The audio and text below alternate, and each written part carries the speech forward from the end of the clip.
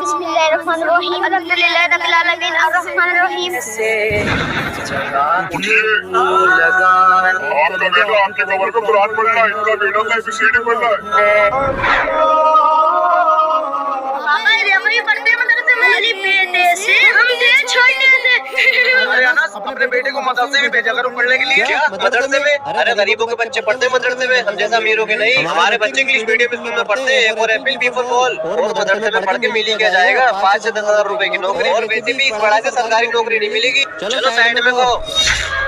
इसीलिए हम सबको दुनियावी तालीम के साथ दीनी तालीम भी देना बहुत जरूरी है, जिससे कि वो हमारे लिए मग़फ़िरत की दुआ कर सके। हमारी औलाद का फर्ज है।